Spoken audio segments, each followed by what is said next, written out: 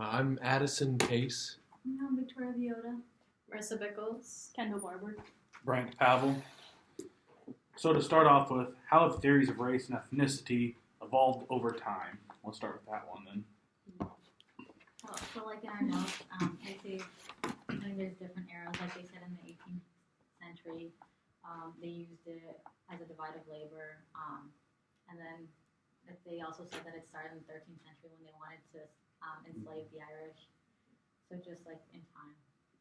Yeah, I feel like it was used to justify enslavement. Yeah.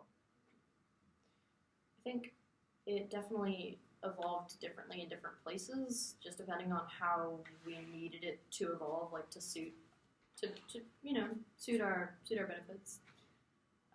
In ways that throughout United history, different groups like the Japanese and the Irish and the Italian were all considered at one point not of the dominant race, and white was stretched pretty far in the beginning. Which is why it was stretched. Well, I guess in a way more so it moved back and forth as how far it would be stretched. Like when they would want to include or disclude Italians or Chinese people and things like that. Assimilation when they Yeah, in the way that we kept changing the definition. Like my question, are you stretching it as in white? Are you saying Italians are white or Italians are? Well, I don't remember exactly which was which, but I know that as different groups were massively migrating into the U.S., they had to change the definition a lot so they could decide who was in the in group and who was in the out group. Exactly, depending on when the Irish and the Italians first came, they weren't considered white, but as other immigration populations kept coming, that's when they changed the definition. Kind of all goes to when was it the 1860s that Chinese were the first non-white race listed on the U.S. Census, correct? I think it was 1870. 1870. Okay, so late 1800s, and then about that. So then my question is, I guess I don't quite remember, were Black Americans listed on there then at that point? Hadn't they been, but they were listed as Negroes? Wasn't it 3/4 of a person? They were listed as first black and white, and then as the population kept mixing, it was 1/4, quarter. Okay. You had the octoroon and quadroon. And that determined where your status was. Okay, yeah. I forgot about that part. Yeah. So I feel like it kind of you were talking about with all the people migrating here, it kind of just changes as history changes. The government had to find a way to keep as up. Immigration comes. Yeah. Mm-hmm. It really just matches immigration processes and stuff, except for I guess African Americans, but that's always been prevalent in our history. Right. So I feel like they've always had that.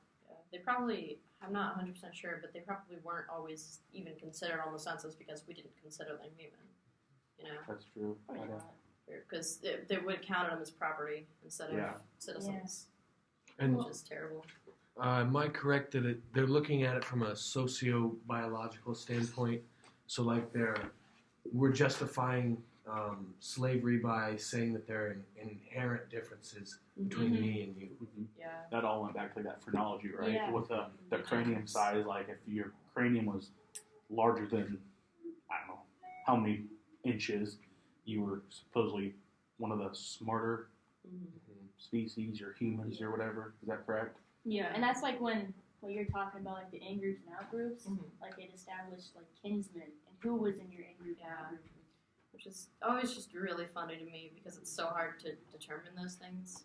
And from my perspective, I'm just really bad at thinking things out. I can tell if two people are brother and sister.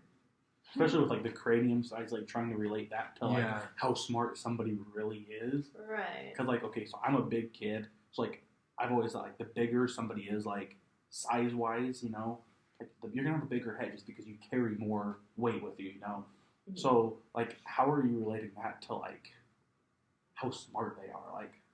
They don't.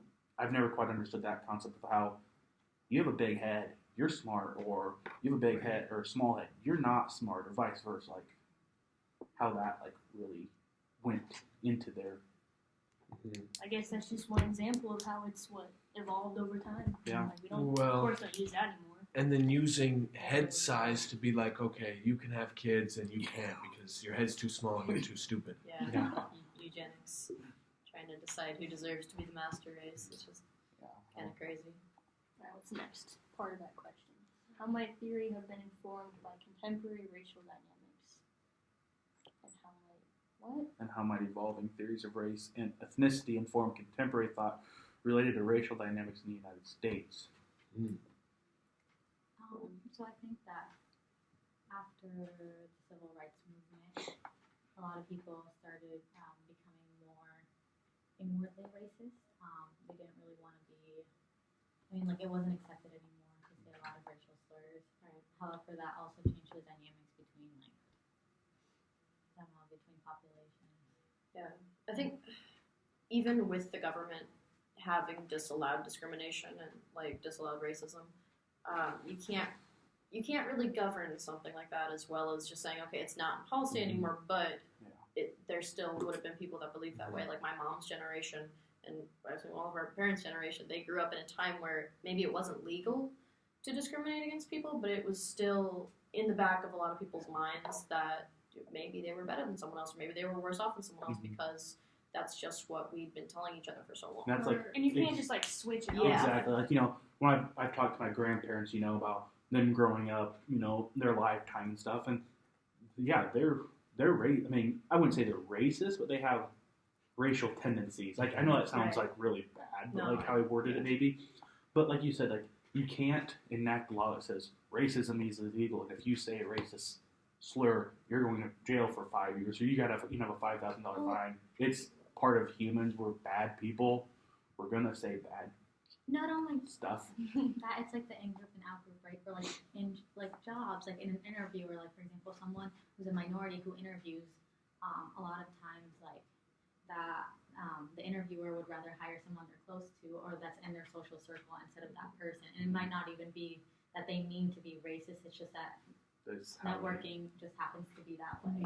And it's funny to think that you would say someone's in your in-group and you've probably never met them before, which is crazy. You feel this innate kinship towards someone just because they look the same as you. Yeah. Well, I mean, what I meant by that was like in like society, like for example, like in Lincoln, you know, Lincoln's very small. You might know someone who's hiring, and so then you have a close relationship with them, and so then they like urge you to apply for the job, and so instead, because you have known them before, because they were a family member or they were a friend of your dad's or mom's, like you already have that in-group position, if that makes sense. Yeah. Because someone who, for example, went to college, was a minority, and then wanted to apply to the same job, like they wouldn't be able to get it just because there was already that connection there prior. Right. You know, that's Iceland and social capital. It's like the connections people have, right? Kind of goes like the old saying, like, it's not what you know, it's who you know. And kind of the in-groups and out-groups, And you kind of tend to be more attracted to, like, people who are more culturally similar to you. I don't know, like, to me, like, if I was ever hiring for a job, like, it seems crazy that you're like, well, Joe looks the same as me versus Jimmy or Susie or, you know, whatever. You know, like, I don't see why somebody's going to hire. Like, I understand, like, it happens, and if I was ever in the hiring position, I'm not saying I wouldn't do that just, you know, without even thinking about it. But, like, it's crazy to think that we hire people, or there's people that hire people because they look like them and they talk like them. Like, if I want to hire for my business, I want to hire whoever's the best for it. You know, who has the best skills at this? Who can... Yeah, I don't care if you look like him or her, talk like this or that. You know, I want the best. Money. I want the best person. I think that ties back really well into the whole colorblind racism thing, because anyone could go out and say, well, if I were in this position, you know, I would discriminate, I wouldn't be this way. But a lot of people that say that just inherently do it because they don't realize they're doing it. Yeah, and that's what I'm saying. Like, I'm not saying like I wouldn't do it because I don't want to. I don't know. But yeah, but am I inherently like, well, they're pretty close, but like, for example, what if someone if I saw like someone who was more similar, even like who was more similar, who was like a girl who was a global studies economics major, and I saw that she was trying to make it out there, like maybe I would connect with that person more just because they were more similar to me, and I would think like I would see their perspective a little bit more, and I would have the tendency to hire them instead of someone else. Does that make sense? Yeah, exactly. And so I think that, like as you mentioned, like it's sometimes you don't really. We can connect. We feel like we can connect with them better because we're quote unquote closer. Right. And like you don't realize that that's happened. Yeah. Well, I mean, like everybody. Yeah. Like I think everybody has those tendencies. Oh, 100%. Do you remember that thing we did in class? We were like 200 years of slavery, like 100 years of segregation, and then there's been 50 years everybody's been free and equal. and all of that segregation and slavery and that like institutionalization and like it's just becoming part of the system that these people are less and these people aren't as worth as much. It just doesn't disappear when you say, okay, you're not a slave. And that's like anymore. Right. that Bone and Silver dude, Silver, how you say, when he's talking about the colorblind racism and like the occupations that people get based on like their in groups and out groups. They just choose like people who look like them. So then like minorities get stuck with the lesser pleasing jobs, I guess, or less appealing and lower wages. That lasts for generations. You get told so often in your family that this is the way it is, and you're not going to get out of that, and you're going to start believing it. And I mean, if you're in that low wage job, you can't necessarily pay for your child's education so they can better themselves and like try to be different, I guess. Exactly, but I also think we're at a great point in life or whatever. There are so many scholarships and grants and stuff, to help low-income families and families that couldn't 10, 20, 30, 50 years ago. Oh, whoops. 890. And I think we're very fortunate because we are from Nebraska. And 890. has a lot of those resources, but not all the other states. Still going. Yeah. Not every other state here in the United States does have Okay, yeah. that. And so, to me, I didn't know that. And I grew up in a very, very small community northwest of here. We're all farmers and ranchers, or if you work in a town next, and you make pretty good money. It's like, our community, you don't have to worry about that. But there's many communities in Lincoln and stuff that, if your mom or dad aren't making great money or whatever, you can't go to college. But thankfully, the scholarships and, all that stuff, we can, or we have a chance to, and then you working in college and all that to help pay for it, get your education up. There's a lot of good systems in place for that. But it's not something you can just put in and say, because there's still the debate on whether or not we still have to help minorities because of everything we did to them before. And that's like a debate in of itself, affirmative action, like reparations, stuff like that. Also, like to apply for scholarships, you also have to be very qualified. Yeah, and it's you true. have to be at the top of your class, right? And you have to write That's true. have an outstanding resume, have a good essay, and a lot of times, like I can only speak for Lincoln because I'm from Lincoln. Yeah.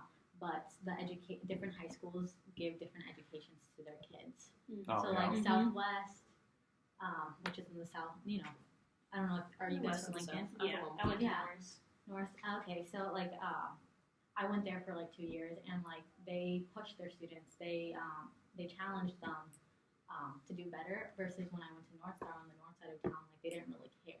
Like it was kind of like you were just there in high school. Like they didn't care to give you that great of information. And it's so funny because like the schools look exactly the same, right? So like you can almost be saying that you're giving the students the same resources when the quality of education is different. And so like when North Star kids have to compete against Southwest kids, like there is no. Okay, yeah. Like it's a little bit more difficult. See, to me, that's like I don't see that aspect because I had 18 kids in my graduating class. Our whole school, K through senior, had like 170 maybe. I don't know roughly. So we never had that. I mean, we had 18 kids in our class, and we still had the scholarships. You still had to be in the top half, but we had a lot of scholarships that. I don't know how they're all relating this to our topic, but I guess I'm on it right now, so I'm gonna finish my little tangent. But like some scholarships are like you have to go to a 2-year college, and so that's what I did first, and then some of them were even like we don't really care about your grades, like we're here to like help you, I guess, and all that kind of relates to this. So let's get back on tangent. Yeah. Sorry. You go to the second one then? Yeah. Number 2. Moving on. How do you use certain theories to make sense of race and ethnicity in the United States? Is there a single theoretical framework from which you tend to engage, or do you piece together multiple theories to guide your thought process? Moreover, do these theories provide a strong theory of race and ethnicity from a global perspective? Why or why not? Should we have a theory of race and ethnicity from a global perspective? Is it possible? Yikes. A lot of questions in that. Yeah. So I guess let's just start with the first one. How do you use certain theories to make sense of race and ethnicity in the United States? I think I'm a total conflict theorist. Like, I look at stuff that happens in politics and stuff that, like, I don't know how the news portrays certain groups of people, and we were talking about, minorities being portrayed in the media, and I just look at it all as if we make these people seem different than us, we can keep oppressed and we can stay at the top. Mhm. I just think that's really how everything works. I agree with that one. Yeah. Wow, we're all the same. I mean, That sucks.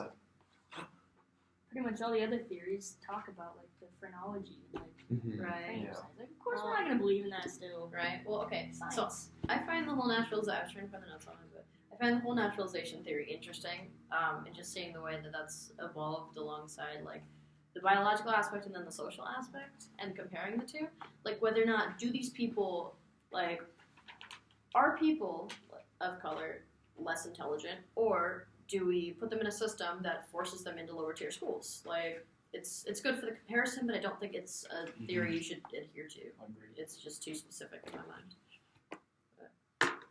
It's like, I mean, it really goes back to that phrenology. Like, how do you group people are smart by like one like physical aspect? Like, you can't.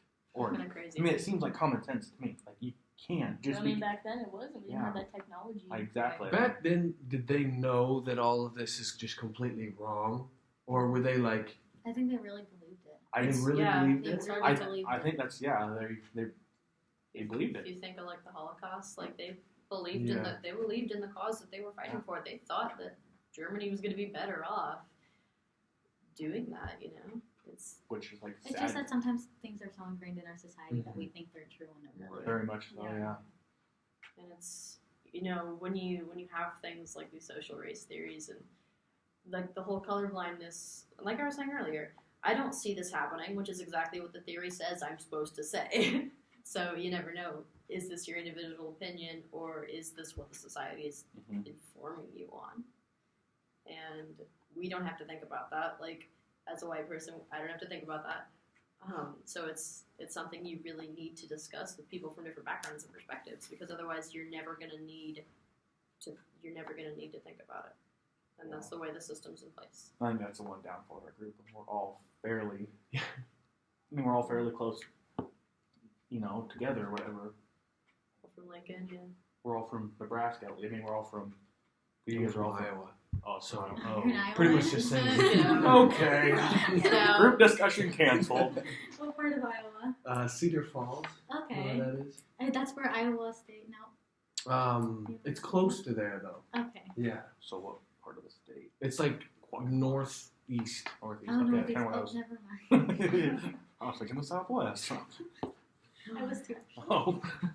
Alright, should we just go for the second one, that sentence?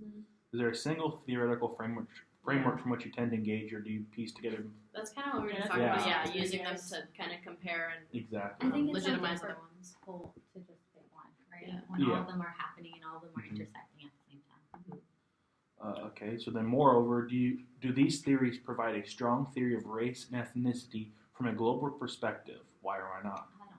I I don't think so. don't think so either. I think I don't know. it goes back to the first idea of that race had to evolve differently in different places depending on what those governments and those groups of people needed to believe. Like our government did what it had to do as these groups were incoming, and we developed our theories off of Right. that. So I think as far as like globally goes, it's definitely different in a lot of different places. Well, right, because it's all made up. So I can't take my made up standards and things I believe and apply them Right. to somewhere where they made up completely different things. Right. I got a question. I really don't understand this question. I'm not gonna lie. It's like somebody want to like enlighten me. It's like, do these theories provide a strong theory of race and ethnicity from a global perspective? I'm not gonna lie. I don't understand what the question is. We're learning it from a very American perspective Yeah. and the American Okay. history of how it So- was applied to our society here. Okay. But if you go to South Africa, there's a different type of history because Okay. there's different types of groups. Oh, People- South Africa is Yeah. an interesting example because of the very small amount of whites that came in and tried to destroy everything. The Successfully destroyed everything. apartheid, whatever it's called. Apartheid, The yeah. apartheid, yeah. Still reeling from the effects of that. Yeah, it just ended Yeah. years ago. Yeah, it's insane. Okay, yeah, I was trying to figure out how we're looking Or at that. like- But yeah, that's a good. Okay, yeah, I definitely see you. Yeah, that helps more. That's That was more a good like explanation. it's like you take our basis of race and like the tiers and how things should be and take it to like Africa or like China and Yeah. you're not going to see the same things. Or sorry, this is kind of a dark one. No. Like in Latin America, a lot of the Spanish mixed with the native population a lot more versus in the United States, that didn't really happen. And so Right. then, like, race is also viewed differently. And, like, what is, like, the upper class or the upper stratosphere of people, like, that's viewed differently Yeah. there, too. Okay, yeah. If that makes sense. No, yeah. That makes a lot of sense. I was going from like, I don't know what we're talking about. To, okay, I got this now. That goes back to, I know there was a chapter talking about the whole one drop rule and how that came about differently in different sites. Like in Latin America, when the mulattoes and the different tiers of mixed races were considered differently than they were here. Like here, any kind of mixed race was just wrong. Although, adding white to the batch made it better, but adding dark to the batch made it worse. Or, like, in Brazil, if you're mixed, you're considered white. Okay, yeah. But So it's like in different places, it's like different amounts Okay, yeah. of racial background. Okay, Whole different we move on to the meanings. next part of this one because we're at 20 minutes already. Yeah. Should we have a theory of race and ethnicity from a global perspective? Is it possible? I know. Yeah, No, like, it's it's not After not finally possible. understanding the last question halfway through, no, not at all.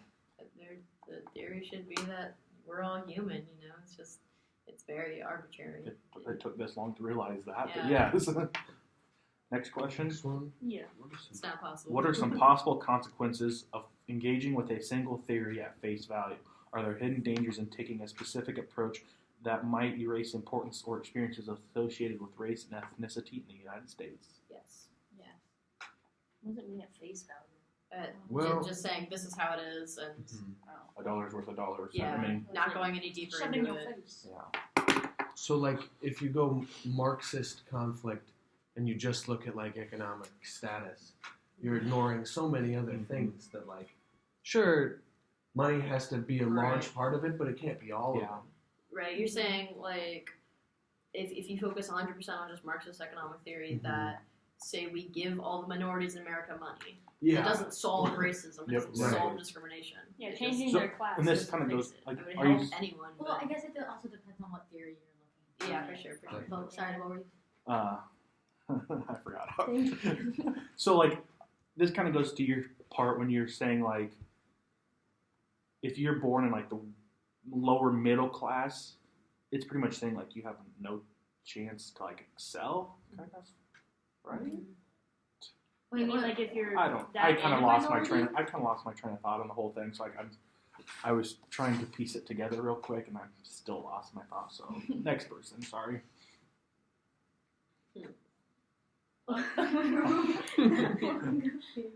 Yes, I'm trying to compare theories of trying to take these theories at face value.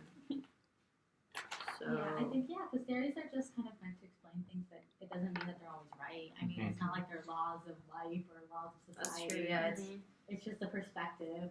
right. And they're not all phrased as correct either. They're saying that this is how some people feel about this issue. And that's definitely something you have to consider from different perspectives, because just because it's in the book doesn't mean that that's how everyone thinks. Like, it's for comparison. It's for different, deeper, like, consideration. So should we move on to the next Danger. one? Go to the next one. Dangers. Yeah. Are there hidden dangers in taking a specific approach that might erase the importance or experiences associated with race and ethnicity in the United States? Definitely. The whole idea of colorblindness that Exactly. we say that okay, it's over now, no more racism ever. You're not being discriminated against, so just stop complaining about it. And that's the problem with that. What is the social construction perspective again? That's weird. I just looked at that. I'm taking the test in like an hour. Quiz time. Social standards are defined socially. I have it written I down think you're right right. here. It's like school of thought that focuses on how social categories are socially defined. Yeah. Like race and religion. So I have some. I can never follow my notes because now I just have a thing that says assign names and values to categories to stratify. What is that? Yes. Is that saying like? Is that using the term illegal as defining a race? Wait, can you repeat that question? Well, What you just said. I just said assign names and values to categories to stratify society. Like I don't know what I meant by that. You know, Just, I- like when you putting people of color into lower tier jobs and then telling them that those jobs are lower value, kind of, to keep them separated from the other tier, in a way. Like there's no inherent like this is more prestigious than that. Like the same with like jobs that men and women do. There's no inherently specific reason that these things should be different, but we make them that way so that we can keep society stratified. I think in another way, it's like with religion and race both, because like I mean, in America, you have either like Christianity or Catholicism is like the biggest religion. Yeah, for like why I'm guessing. I don't know. I'm not totally right, but then you have like name some other religions, guys. Islam. Yeah, there you go. Stuff like that that's just viewed down on, and like you give it that, I guess, name and value that it's lesser than ours just because it's like different races practicing that religion. Or like documented and undocumented immigrants. Yeah. Like if you don't have your documents, you're automatically like, and they're just documents, but like in our society, we treat them as if they're everything. Right. Yeah, we gave It's like that like a gold illegal. bar. Yeah, Because race. everyone knows that it's a lot of work to Like, get it to depends it, on, like, so what it's a value. new status. Or like even money, like money's not real, but Yeah. like, Right? we treat It's it a like piece it's of real. it's a piece of paper, Yeah, but exactly. it's everything But to we us. put so much value because Yeah. our society does it. Yeah. Right. The same piece of paper is either $1 or like $100, and it's just like the same thing with the documented or undocumented. It's like this paper's worth millions of dollars, or it's worth nothing because. And that's why like power structure is so important, because who has the power can make up those rules, Mm-hmm. Right. right? Move on to the number 4, the last question. Yeah. Okay. In relation to more contemporary race relations, how can we engage with social constructionist perspective while also making sense of real threats related to race and ethnicity in the United States? Feel free to bring in outside relevant items. Yeah. Okay. Social categories are socially defined. Socially defined via census, immigration patterns. Yeah, and- yeah. Okay. Oh, Yeah. so that's talking about like the movement of the census, I guess? I don't know. What? Well, because I guess the U.S. Census is just socially defined what the categories they put on it are. Yeah, it's like socio-historical context, I guess. So- So just based on the time period. From what I'm getting out of Period of this, time.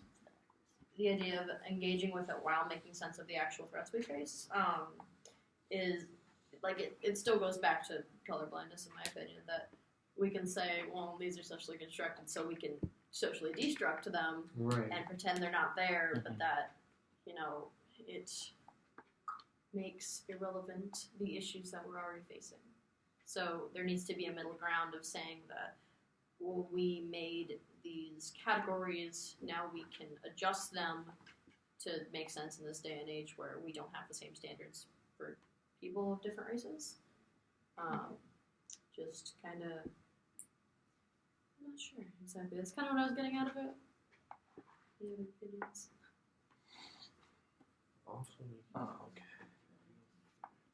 Well, fizzling out. I think the sense. Okay, I think it's sorry to be a bit. I was thinking about it. I think the U.S. Census, what it does is that it makes race more real for people, right? So even though it's a made-up concept, like that's how we view it. Maybe that's what it's saying, like the Yeah. dangers Yeah, I of know like what making you mean. sense threats to like race and ethnicity. So it's like separating people more, and the more people are separated, the more.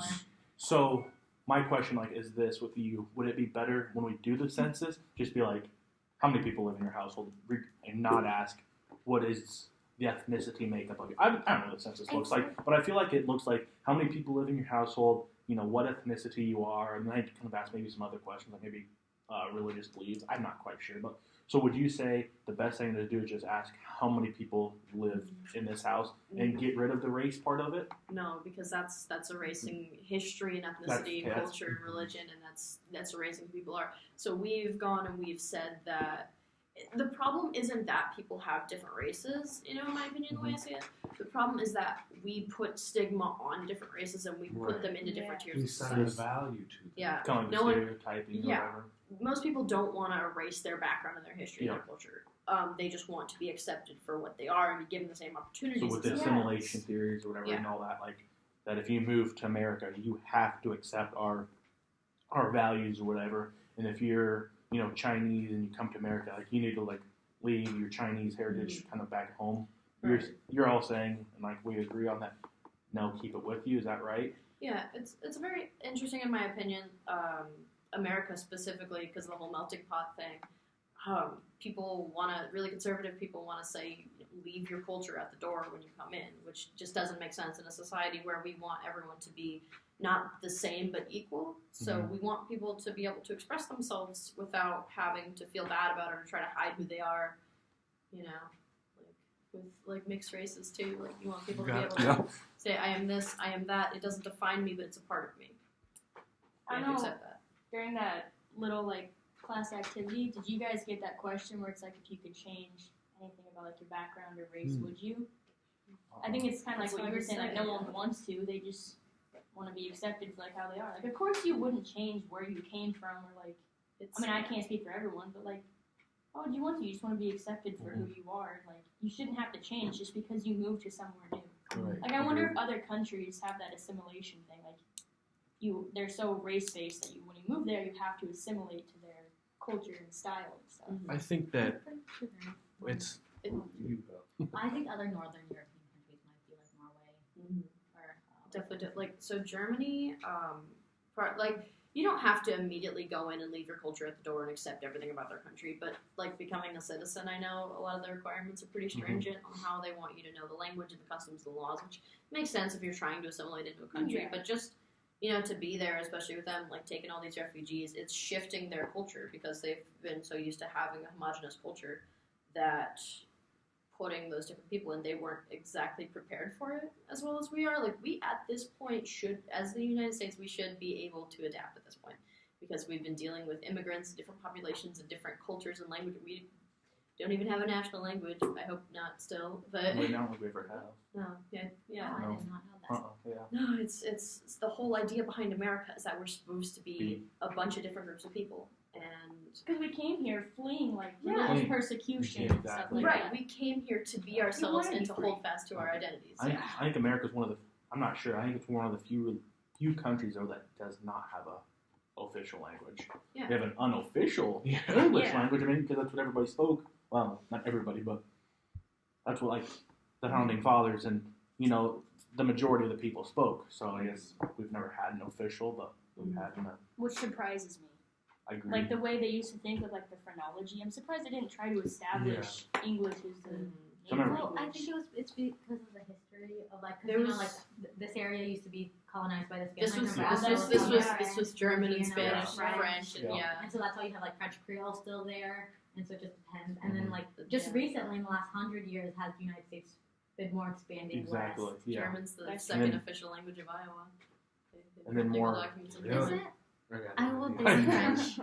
I don't know why I thought that.